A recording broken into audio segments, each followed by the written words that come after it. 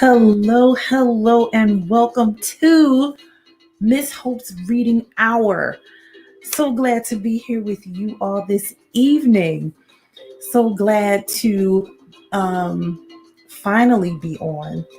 Had a bit of an appliance issue, my friends. So, as you all know, in our homes we have refrigerators and dryers and washers and things. So, my refrigerator almost died. So I had to call somebody to fix it. And I was running a little behind time because of that. So I was like, let's push that back about 15 minutes. And now look, I'm here with you all and I'm so happy about it. So, how was your weekend? Hopefully, you had a great weekend. Hopefully, you rested, maybe rested your eyes some from your screens. I know that's kind of hard with all of the fun things that are due on our phones and iPads and tablets and computers and everything. But hopefully you had some time other than sleep to take a little screen break. Okay? Hopefully you had time to spend with your family and friends, maybe give someone a call, something like that. Or that you had time to donate to our last organization. Okay, let's see. Which one was it? I know we've done so many. Heifer International, remember? The one that we read the story about, how this organization gives animals to people around the world to help them start a new business, nourish their family, and help their own community. And today we have a new organization on day, I don't even have fingers anymore. So we were on day 10. Now we're on day 11. 11, can you believe it? From when we started a couple of Fridays ago. Now we are on day 11 of the 12 days of donations. Can you believe it? 10 and one more if I had more fingers, but that would be a little creepy. So I'm good with the 10 I got. 10 plus one more means we are on day 11 of our 12 days of donations.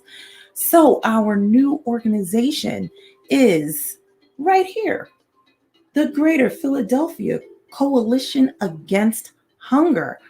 So, fun fact that I didn't know is that I actually had some dealings with this organization and had no idea about it. I didn't even know. I was like, wait a minute. I didn't know that when I did the Walk for Hunger, okay, that I actually was working with the Greater Philadelphia Coalition Against Hunger. Didn't know that. And I did it for a few years actually with my former church. I was being a part of the Walk for Hunger. Me and the youth group that I was working with didn't even know it. So, as we've talked about throughout these last 11 days of donations, we've talked about organizations here in the city of Philadelphia and ones all around the country and the world. So today and on our wonderful Wednesday, we will be talking about organizations here in the greater Philadelphia area. So how about I tell you some things about the Coalition Against Hunger? They actually do a lot. Like so many of these organizations, they don't do just one thing, and they don't fight hunger and food insecurity in just one way. So, my friends, let's read you some things about the Greater Philadelphia Coalition Against Hunger. Imagine the courage it takes to pick up the phone, call a total stranger, and admit that you don't have enough food to feed your family. Imagine that. Imagine what that would be like. So the Coalition Against Hunger says at our office, this happens dozens of times a day, and it is what drives us. Hunger hits every zip code, and chances are strong that you know someone who faces or has faced hunger, even if they never voiced their struggle. For more than 2 decades, we have fought hunger in the greater Philadelphia region with one guiding principle: hunger is preventable, meaning that we can make it so that no one suffers with hunger and food insecurity. Founded in 1996, the Greater Philadelphia Coalition Against Hunger strives to build a community where all people have the food they need to lead healthy lives. The coalition connects people with food assistance programs and nutrition education, provides resources to a network of food pantries, and educates the public and policymakers about responsible solutions that prevent people from going hungry. And these are the ways that they do that. They have immediate relief, which means they connect people with food pantries or they give people food. So it says we provide close to 200,000 pounds, which is a lot of food, for food pantries each year. There's short-term relief. They also help people sign up for what's known as food stamps or SNAP benefits to help them to pay for the groceries that they would buy at the grocery store. Also, there's long-term relief, where at the local, state, and federal levels, we call for support. We call for and support responsible policies that address the realities families face putting food on their tables. We advocate on behalf of those who face food insecurity to ensure that they have a voice in shaping responsible solutions to hunger in both local and national policy regulations. That means they go to the people in government to help make policies that will make hunger not a reality for people anymore. So, the Greater Philadelphia Coalition Against Hunger does a lot. And they have events. They have a run against hunger and they have a walk against hunger, which I have participated in with some youth that I worked with at my church. We participated in it for about 3 years in a row. And it's a great walk. And the money that you raise from your walk, it provides money for your food pantry. So it's not that you're raising all this money and then you have to give all of it back to the organization, which the organization does great work. But the money that you raise, you take it back to your organization, and that goes toward more food in your food pantry. So, my friends, on this 11th day of donations, please do donate to the Greater Philadelphia Coalition Against Hunger. How do you do that? I knew you'd ask that. It's day 11. I know these things now. I know you're going to ask. So how would you do that? You would go to hungercoalition.org. And there is a nice little button at the top that says Give Now. That is how my young ones, my older young ones, my friends, my teacher friends, my parent friends, my parent teacher friends, people I don't know. That is how you can join with Miss Hope's Reading Hour and make a donation. Okay? Now, my friends, there is something else that was in the teaser that I wanted to talk about, and hopefully I get to see it tonight. So, there is a celestial event tonight. Apparently, Jupiter and Saturn will come close together and it will shine brightly in what is known as the Star of Bethlehem. So I want to see that in the sky. That is why we have one of our books today talking about the stars. Hopefully, now from what I saw, it says that you have to go out and see it before 8 p.m. And we'll be done before then. We'll be done. Okay. So hopefully we will get to see that. I want to take my nephews out to see if we can see it. I'm going to go out first. And then if I see it, I'm going to come on out here. We got to see this. Okay. And today we will also, with one of our books, be talking about the holiday of Kwanzaa. We will be talking about the holiday of Kwanzaa. That's why I wanted to wear something kind of vibrant for the stars and for Kwanzaa. Okay, so now let's get into the books we will be reading today. So our first book that we will be reading is Together for Kwanzaa. This book is by Jawanda G. Ford, illustrated by Shelley Hehenberger, or Hehenberger. I apologize if I butchered your name. Okay. This one is called Together for Kwanzaa. I read this book and I was like, oh, I love this book. It's so sweet. And our next book for our celestial event is called How Many Stars in the Sky?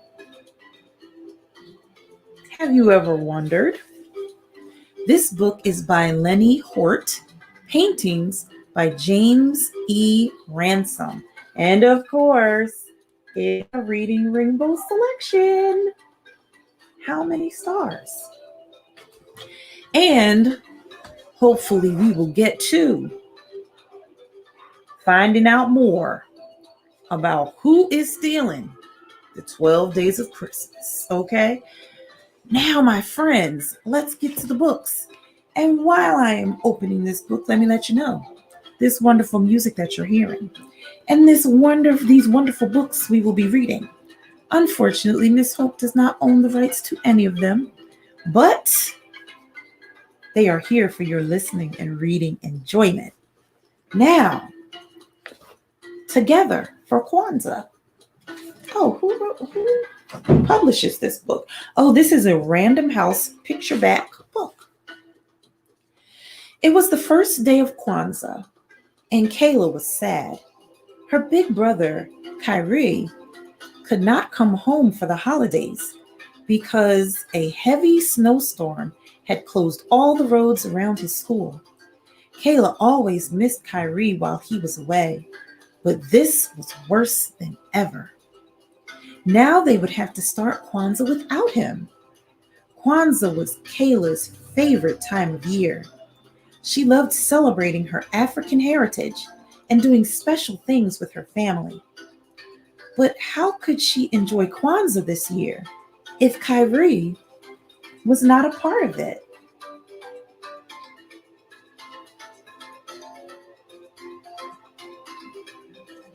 Yeah, that's not quite so fun. But we'll see how it goes. Kayla tried to cheer up.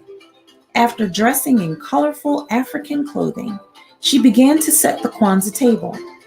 First, she put down the mkeka, a traditional straw mat. On top of the mkeka, she placed the kinara, a Kwanzaa candle holder. The kinara holds 7 candles, one for each night of Kwanzaa, a black candle in the middle, 3 red candles on the left, and 3 green candles on the right. The colors stand for different things. Black is for the African American people, red is for their struggles, and green for the hope and good fortune. That's her with the mkeka and the kinara. Each night of Kwanzaa, families light candles and celebrate one of the 7 Kwanzaa principles, which are ideas that help people to be strong. The principles help to guide them through Kwanzaa, but are practiced all year long. There is a different principle for each day of Kwanzaa. Every year, Kayla and Kyrie would share the Kwanzaa greeting. Habari gani, Kyrie would say. The greeting is from the Swahili language. It means, what is happening today? Kayla would answer with the Kwanzaa principle for the day. Many Swahili words are used during Kwanzaa. Kayla sighed. It just wouldn't be the same without Kyrie tonight.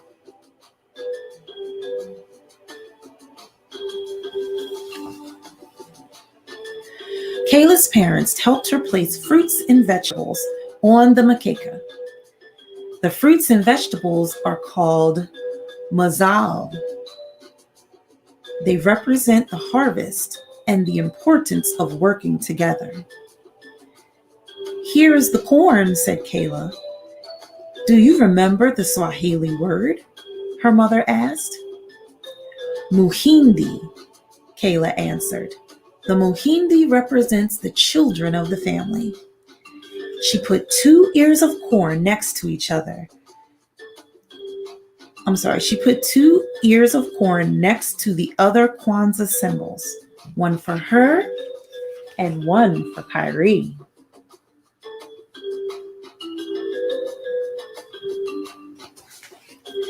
When the table was set, Kayla's mother helped her light the black candle. Kayla knew that they would light a red candle the second night, a green one the next night, and so on, until all the candles were burning on the last night.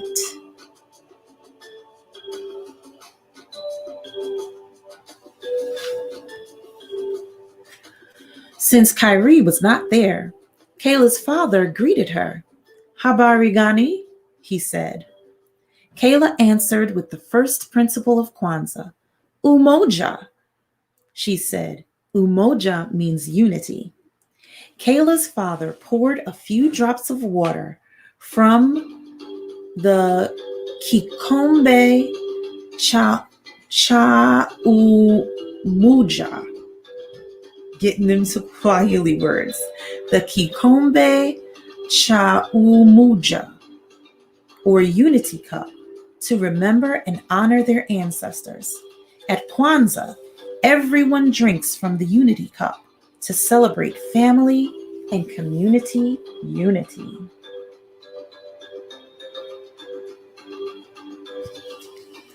Kayla and her family practiced unity all year by spending time together as a family.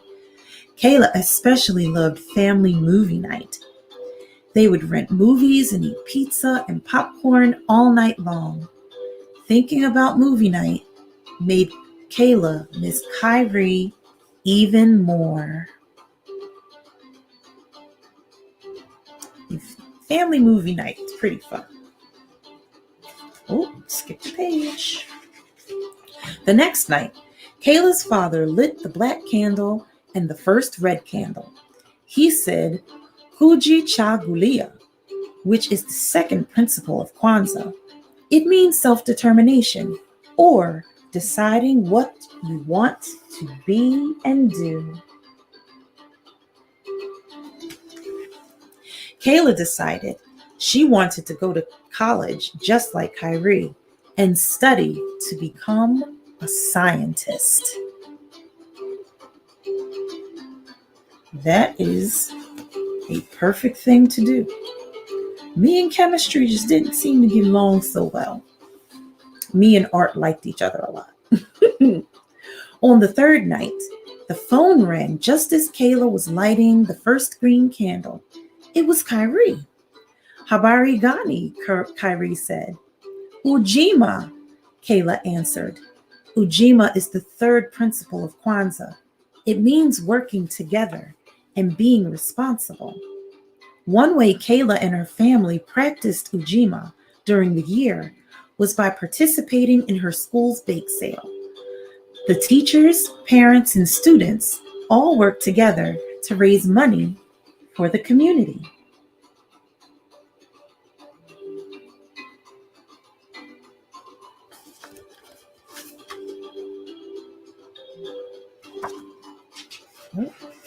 New books, new pages. The black candle, one green candle, and two red candles were lit on the fourth night. Kayla was really happy tonight. The roads were cleared, and Kyrie was on his way home. The principle of the fourth night of Kwanzaa was Ujamaa. Ujamaa means cooperative economics, or supporting African American businesses. Kayla and her parents loved shopping in Tubman Square, where African Americans sold handmade jewelry, hats, and clothes.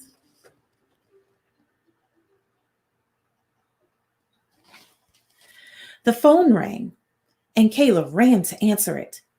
"Hi, Kyrie. Are you almost home?" she asked. Kyrie explained that his car had broke down on the way. It would take a few days to fix. Kayla burst into tears. There were only 3 days of Kwanzaa left. Kyrie would miss everything. "Don't cry, sweetie," Kyrie said. "I'll see you real soon. I promise." Yeah, that is kind of disappointing when you think they're almost home. On the fifth night, Kayla's mother lit the candles. Today's principle was Nia, or purpose. Kayla decided that her purpose was to be the best little sister she could be. She made Kyrie a special Kwanzaa scrapbook, telling him about how the family celebrated this year.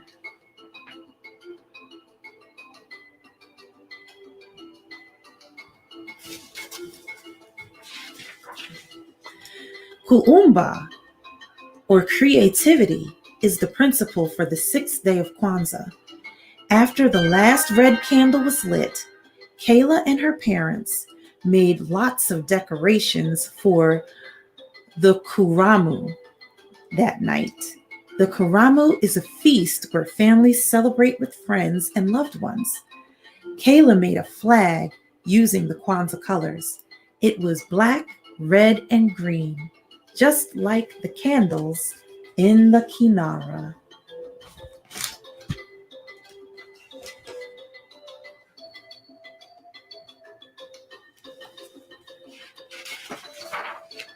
Soon there was a knock at the door. Kayla ran to answer it. "Kyrie," she yelled as she opened the door wide. "No, not Kyrie, but Grandma and Grandpa are here." Kayla was glad to see her grandparents, but she couldn't help being disappointed that Kyrie still had not arrived. She kept hoping that somehow he'd get home before Kwanzaa was over. There were many knocks on the door from friends and family. It was hard to be sad with so many people around.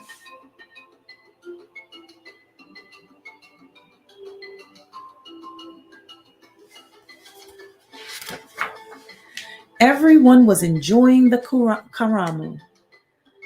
There was so much food. They had to have a separate table just for desserts. No one heard Kyrie at the front door, so he just walked right in. Kayla squealed with delight when she saw him. "You made it," Kayla said, smiling. "I took a taxi to a bus," he answered, "just to see you." Kayla hugged Kyrie as tight as she could.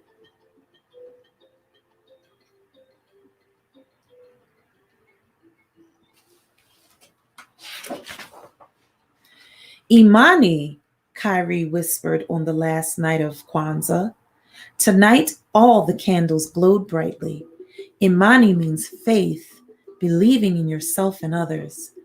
"I believe in our family," Kayla said, as they opened their zawadi, or gifts. Kayla knew that zawadi should be handmade or educational. She gave everyone a photo of the family in a frame she had made from old newspapers. Everyone loved their zawadi, especially Kyrie. The end. A girl after my own heart. She made those herself. So this is such a good book. And the pictures are beautiful too. And her brother made it home. Amazing. He must really love his sister, okay? He must really love his sister to take a taxi to a bus just to get home to his sister. And just like all of the other holidays, though many of them are connected to religious observance, Kwanzaa is not. It's the idea of us working together, having faith and hope in our future, and purpose in our lives. So it is celebrated by African Americans, but guess what? Just because you're not African American doesn't mean that you can't celebrate Kwanzaa, because we should all want to live by those principles, right? So that is our story about Kwanzaa. Now, when we think about that feast that they had, it makes me think about how there's many people, even if they want to celebrate Kwanzaa, they will not be able to have a feast like that if it were not for organizations like the Coalition Against Hunger. So I invite you and encourage you to come alongside Miss Hope's Reading Hour and make a donation to the Coalition Against Hunger. How do you do that again? You go to hungercoalition.org, and at the top has a nice little button that says Give Now.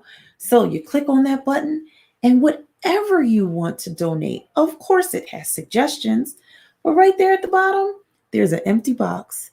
And if you decide you want to donate $1, you want to donate $5, you want to donate $10, you can make that donation to help others have a wonderful, bountiful feast like Kayla and her family had, where they even had to have a table for desserts. They can have a bountiful feast like their family because of your donation. Now, let us get to how many stars in the sky? How many do you think there are? I can't wait to go outside after we're done to see if we will be able to see stars, that star of Bethlehem in the sky. How Many Stars in the Sky? By Lenny Hort. Paintings by James Ransom. This is a Mulberry paperback book. And these pictures are beautiful as well. How many stars in the sky? Mama was away that night and I couldn't sleep. Mama knows all about the sun and stars, but she's away and I didn't want to wake Daddy. So I stared out the window asking myself, how many stars in the sky? I couldn't count. I could count so many just from my room. I leaned out the window and I could count even more. That was just gazing over the backyard. How many stars in the sky? Look at those pictures.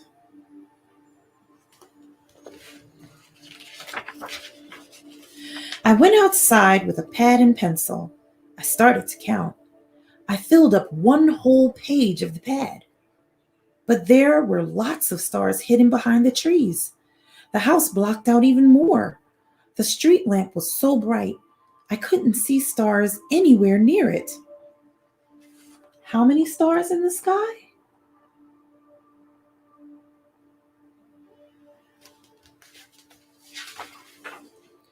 I climbed high up into my treehouse.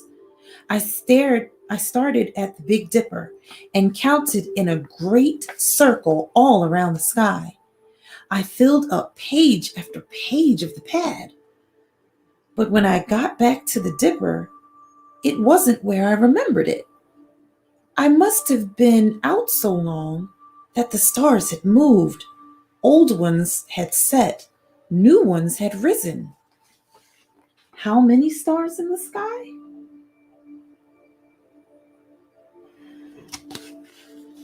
That's a big feat to try to count all the stars. I climbed down from the treehouse, and there was Daddy. I couldn't sleep, I said. I can't sleep either, he said.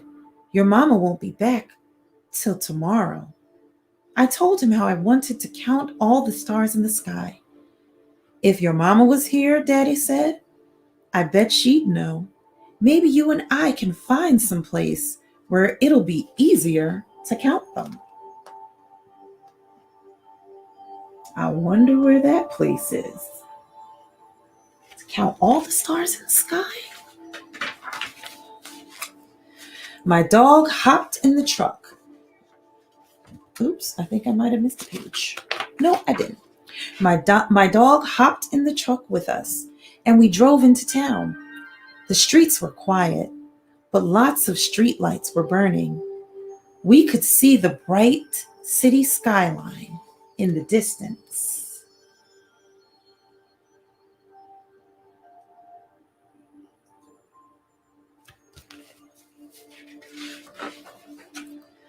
Daddy and I counted 25 or 26 stars.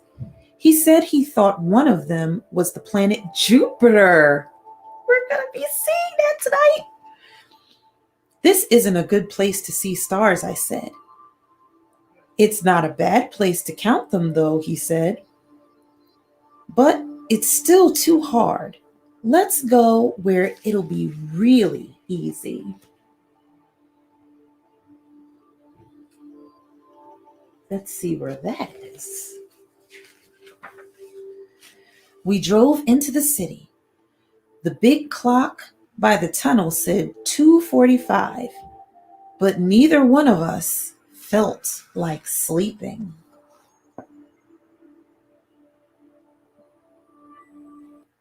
$2:45 in the morning? We parked by Mama's office. There was a department store with brightly lit displays in every window. There were street lamps on every corner. There were dazzling neon signs. Headlights flashed from a steady stream of cars. Powerful searchlights beamed from the roofs of the skyscrapers. I don't know. Might be hard to see the stars with all that. Let's see where they're going to go. And I couldn't see any stars at all. I counted exactly one, said Daddy. No, wait, he said. It's an airplane. Maybe the stars just don't want to be counted, I said. That would be a shame.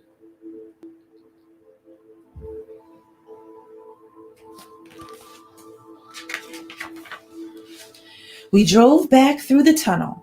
I was tired, and I thought we were going home. But instead, Daddy drove us into the country. Oh.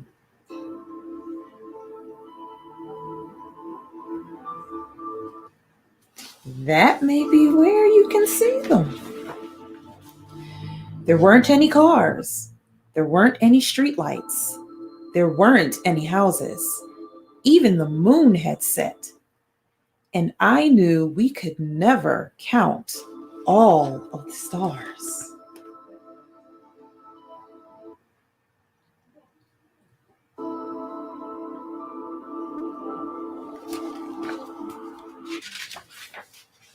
No matter where I looked, new ones appeared every time I blinked my eyes. Daddy pointed up above and showed me the Milky Way. The stars were so thick, I couldn't tell one from another.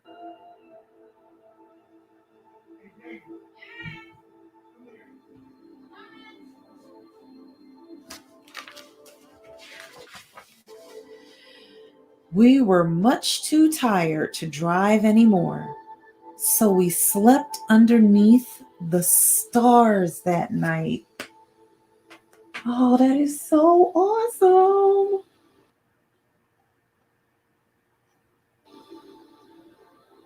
That is beautiful. It was daylight when we woke. Daddy, I said, all those stars are always out there, even when we can't see them, right? Of course they are, he said. We can try to count them again sometime, I asked. Any night you feel like it, he said. You and me and Mama can all go out together. I could hardly wait to see Mama and tell her all about it. In a little while, we'd be back home. But now I was glad to just be standing there with Daddy, basking in the warmth of the one star we could see. I wonder what star that was.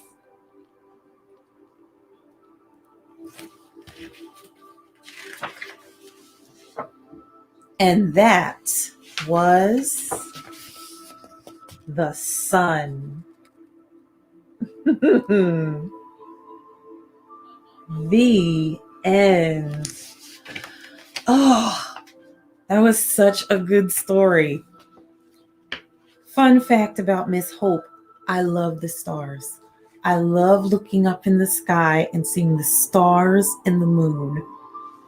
I often try to take pictures of the moon with my phone.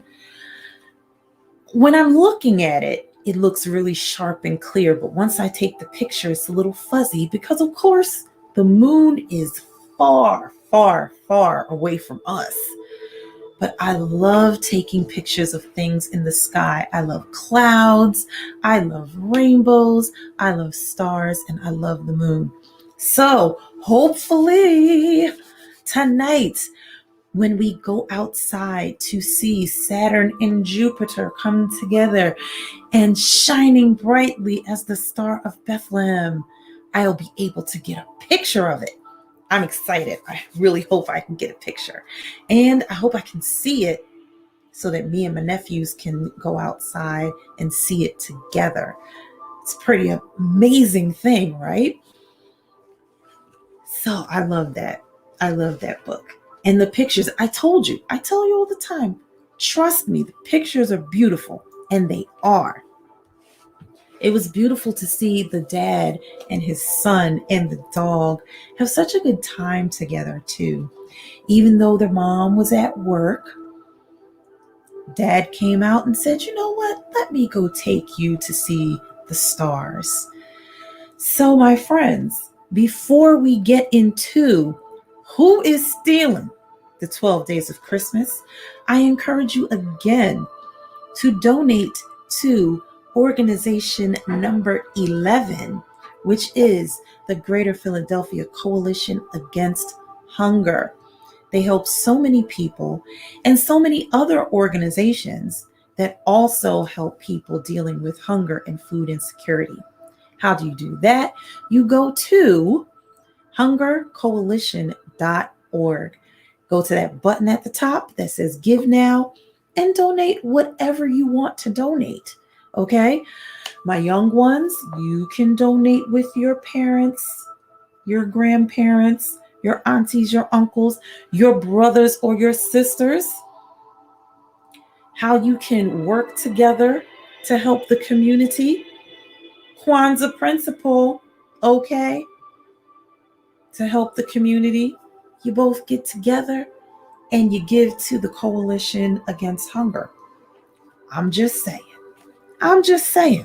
Even if you don't celebrate Kwanzaa, that is your way to celebrate it just a little.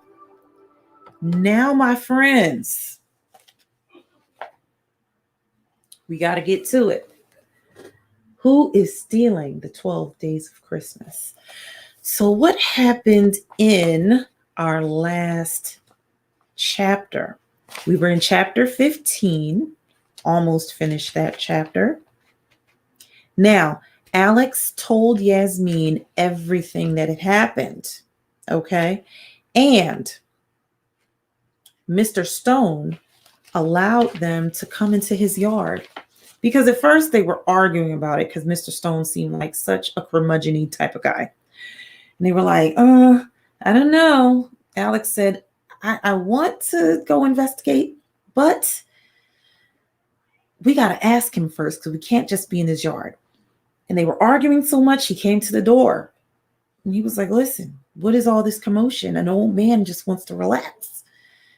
And then he said, well, it's too cold out here. How about we go inside? And then after they told him what happened and that the shadowy figure had run through his yard, he said, which do you prefer in your hot cocoa? Do you prefer marshmallows or whipped cream? And he gave them hot chocolate. So maybe just like Bub, Mr. Stone isn't so bad of a guy after all. Now, that is where we are now. After they talked to Mr. Stone, and he said, sure, you can be in my yard and investigate just as long as you're not making a whole big racket. Now, this is where we are now in chapter 15 of Who is Stealing the 12 Days of Christmas. Outside, Yasmin took charge. It'll go faster if we split up. You try the trees over by the Swansons. I'll try by the corner of the house where you saw the shape last. Looking wasn't so easy. Trees were close together. Their branches drooped and tangled. I grabbed one and shook, which got my hands all sappy. And besides, the needles stabbed me. I crawled on the ground to see underneath in the dark. I picked up a stick and poked around. My hands turned black from dirt. My knees were cold, damp, and bruised. I found a lot of pine cones in somebody's old flat beach ball from summer. I found a Barbie doll foot, which was creepy. What happened to the rest of her? I shook an abandoned bird's nest out of a tree. I bothered a gray squirrel. He came out on a branch to scold me. He looked a little like Mr. Stone. But I didn't find any swan. And besides, all the searching proved what I kept saying, except for the hot chocolate. Detecting was no fun. When I couldn't stand it anymore, I went to find Yasmin. She wasn't by the corner of the house, so I walked around. In the backyard were an ancient rusty swing set and overgrown rose bushes. There was a hedge on the other side of the house, next to the D'Agostino's. I jogged alongside it and back to the front yard. Where had Yasmin gone anyway? I didn't want to yell because I didn't want to bug Mr. Stone, but this was ridiculous. Had she gone inside for something? Had she gone home without me? Why would she do that? Talk about being a lousy detective. Now I couldn't even find my own partner. Finally, I decided to go home myself. Maybe she was there, and if she wasn't, I could try calling her house. At my house, I dashed up the walk, past the swimming swans. The newspaper was still on the front step, which told me my parents weren't up yet. I picked it up. I stopped. Something was wrong. Something was right. Wasn't it? I turned around and stared at the blue tarp. 1, 2, 3, 4, 5, 6, 7. Our missing swan had flown home. Chapter 16. What do you mean, where was I? Yasmin said. Where were you? She was on the phone, calling from her house. I was in the kitchen eating breakfast at last. I had told her about the swan being back. Now we were accusing each other of ditching. Meanwhile, I finally heard shoe thumps upstairs in my parents' room. I looked at the kitchen clock, 10:30. It must be nice to sleep in, I thought. Of course, I wouldn't know. You are the mixed up person, I told Yasmin, because I was looking for you. Well, you weren't doing a very good job of looking, she said. I knew Mom would kill me if I was late to babysit Jeremiah again. I tried to find you, but I couldn't, so I left. I looked for you in Mr. Stone's backyard, I said. I looked for you there too, she said. And I was crawling around on my knees, I said. I was crawling too, she said. Look, I think I see what happened. You must have been looking for me at the same time I was looking for you. We were circling Mr. Stone's house, both looking in the same direction, but never in sight of each other. I agreed Yasmin was probably right. But while I was agreeing, something was bugging me. I couldn't get a handle on what it was, though, because, as usual, she was busy running my life. She had to make a peanut butter sandwich for Jeremiah's mid-morning snack. After that, her dad would be home grading finals, and she could come over to my house. We would take a look at the Swan to see if there were any clues like price tags or treasure maps. We would tell my mom what we had found out so far. Maybe she could help us. Maybe the police knew something. When Yasmin hung up, I sat and stared at the treasure map. Something was still bugging me. Then I nailed it. Our conversation with Bub. Bub had been teasing us. He said maybe we were the thieves. Maybe our detecting was just a cover-up. Well, I knew I was innocent. But what about Yasmin? Till today, I never would have thought of Yasmin. But hadn't she ditched me just now? And ditching wasn't like her either. And wasn't it Yasmin who suggested we split up when we searched for the Swan? And Yasmin who said I should go over by the trees? Yasmin was fast and about the right size. What if she were the shape? If she was, then she knew the Swan was in the bushes by Mr. Stone's house because she had put it there. And what if this morning she had grabbed it and run back to my house? What if that was why she wanted to go over to Mr. Stone's in the first place? My brain was very excited. It was going 1,000,000 miles per hour. But it was also going crazy. Yasmin was my best friend. She was wacko sometimes, but she wasn't a thief. Or was she? At 11:30, Yasmin's dad got home and liberated her. She rang the doorbell. We both went outside. Ooh, something flew in front of my face. We both went outside to look at the returned Swan. I reached to pick it up. Wait, Yasmin said. What about fingerprints? But I'm wearing mittens, and the thief would have too. It's freezing out here. Yasmin nodded. You're right, she said. Go ahead. I lifted the Swan. From its weight, I could feel there was nothing in it. I wondered if it had been full of mice last night. I turned it over. No price tags inside. Nothing inside. That's disappointing, Yasmin said. She looked around on the ground. What about footprints? She isn't sounding like a thief, I thought. The thief wouldn't want me to look for footprints, would she? Brain, I said. Cut it out. Yasmin is not the bad guy. She is my friend. I'm not going to suspect her anymore. The ground's too hard for footprints, Yasmin was saying, and there's not enough snow. Same as the sidewalk earlier, I said. Yasmin sighed. 2 dead ends in a row, she said, and I thought we were going to solve this case too. Come on, I said, let's talk to Mom. Maybe she can help us. Mom was in the kitchen making coffee. She had her uniform on. Her wet hair was dripping on it. You two were up early, Mom said. I thought you'd sleep till tomorrow, Alex.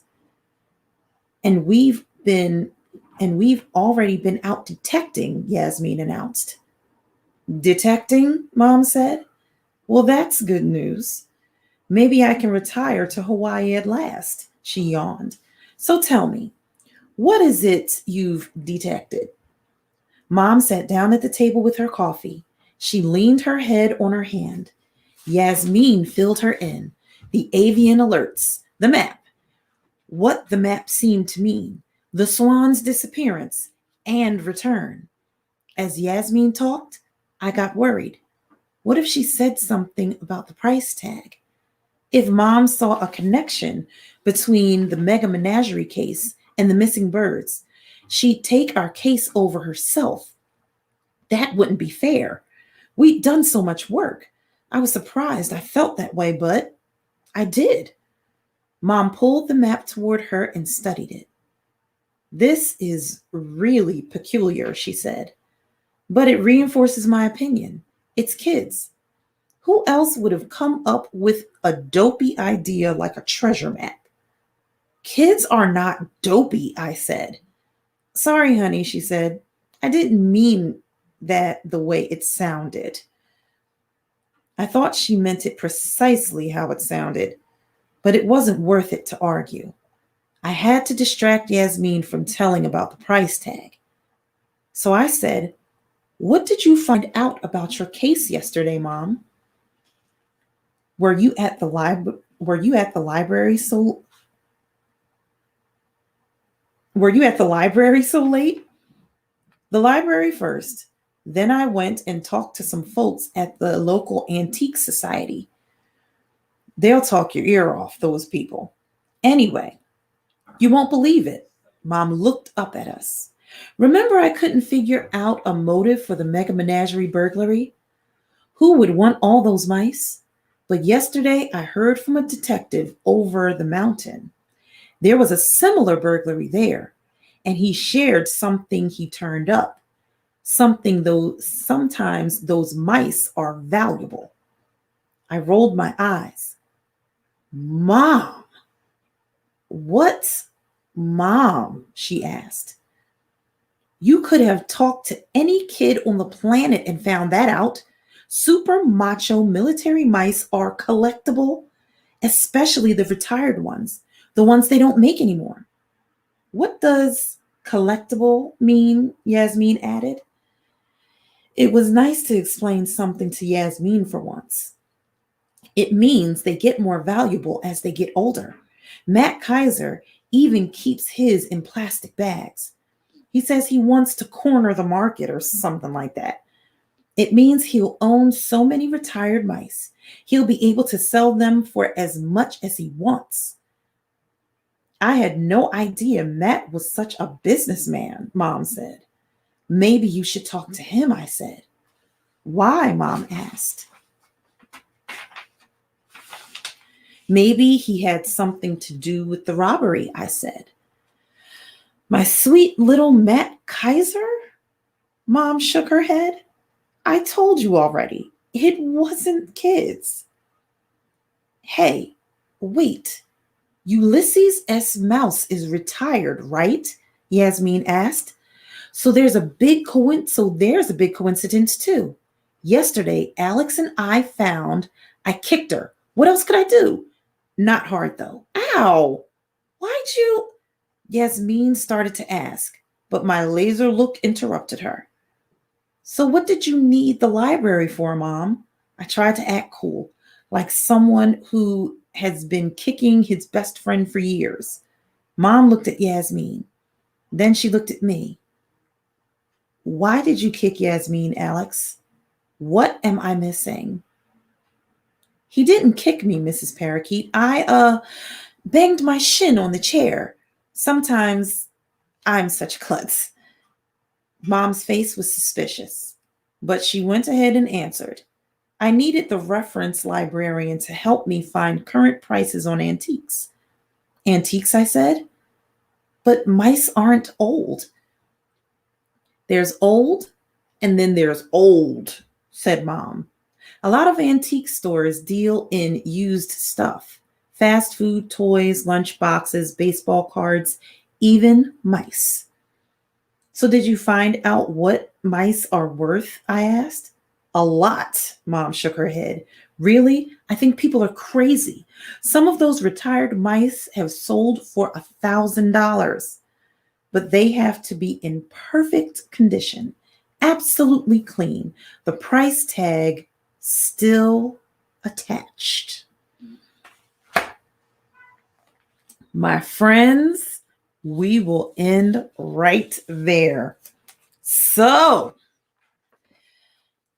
Alex suspects Yasmin, even though he's trying not to. He suspects Yasmin to be the thief who's stealing the 12 days of Christmas. But then there's this Matt Kaiser who may have had something to do with the mega menagerie robbery. Still more questions and more clues. And for whatever reason, now Alex does not want his mother to take the case away from him and Yasmin because they've done too much work. But I suspect that Alex does not want his mother to find out about those military mice that he took from the maids of Milkin's basket. I don't think he wants his mom to find that out, and he still has not told Yasmin, so we know he doesn't want her to find out.